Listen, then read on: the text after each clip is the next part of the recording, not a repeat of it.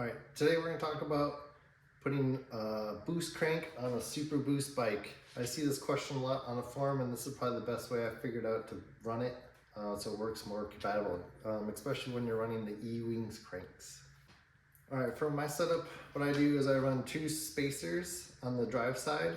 One's going to be, I believe, the 2.5 millimeter is your normal one that usually comes with your bottom brackets. The other one you probably got to search for a little bit harder, but that smaller one's going to be a 1.75. So you need a 2.5 and 1.75. Two washers that I have, I run them on the bottom bracket itself.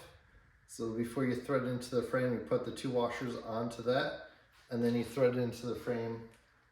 And all your threads are always going to be reversed or spinning towards the back. And that's how you thread it in your bottom bracket. I don't put any spacers like a normal setup. Usually anything else is boost or anything else is always spacers on the drive side. Same with the super boost, no spacers on the non-drive. Same with the non-drive side, it's always back towards the frame to thread them all in. And we're just going to thread that in all the way. Paired up with my E-Wings, I got the Cane Creek bottom bracket as well, with the silicone inside the bearings. That was probably year 3 on it. It's been holding up great, no issues so far. And with that bottom bracket, you can also use the race face bottom bracket tool to tighten it up.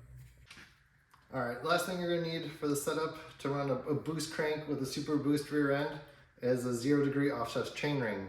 This is just completely flat chain ring, so then it can clear your frame, mostly in the rear triangle. Also with the E-Wings, you got the little spacer, so you're always gonna run that first, and then you're gonna put the bearing cover on top of that, and then pretty much set it up like a normal crank. Tighten that to spec, and then use the preload adjuster to take off any slack, and the crank should clear. I ran this on a few different bikes and it has no issues. The only thing that probably won't work is a press fit.